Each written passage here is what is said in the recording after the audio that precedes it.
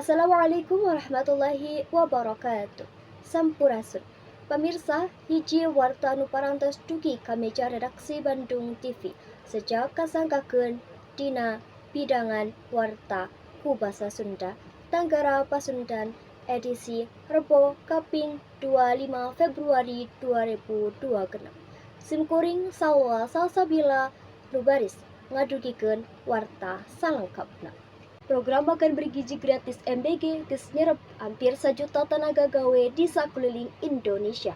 Kaasup keur dulur-dulur urang anu disabilitas.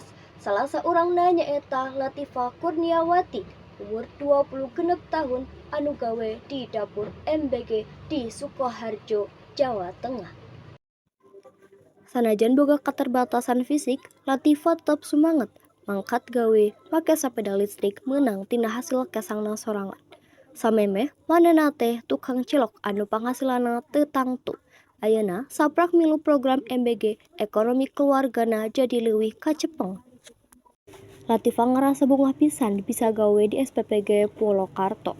Hasil tina gawena manehna bisa meuli sapeda listrik impianana sarta bisa mantuan kolotna sanajan di dapur SPPG teh tugasna jadi petugas kebersihan. Alhamdulillah seneng banget bisa kerja di SPPG Purwokarto ini karena tempatnya dekat, sama teman-temannya juga baik-baik.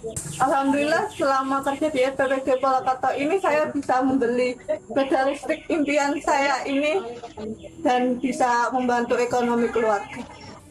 Latifah ngarasa syukur pisan sabab geus jadi bagian tina program keur nyemponan gizi masyarakat. Pemirsa Tanggara Pasundan, dinten ieu urang cekapkeun dugi ka dieu. Aya saur ti sepuh urang, dino kiwari ngacik bahari. Sejak ayeuna sampeureun jaga. Mugia janten lenyepaneun kanggo urang sadaya. Ngaokilan nu ngokalakeun Tanggara Pasundan, simkuring salwa salsabila sejak amit mungkir amit mundur. Wassalamualaikum warahmatullahi wabarakatuh. Hirup Sunda.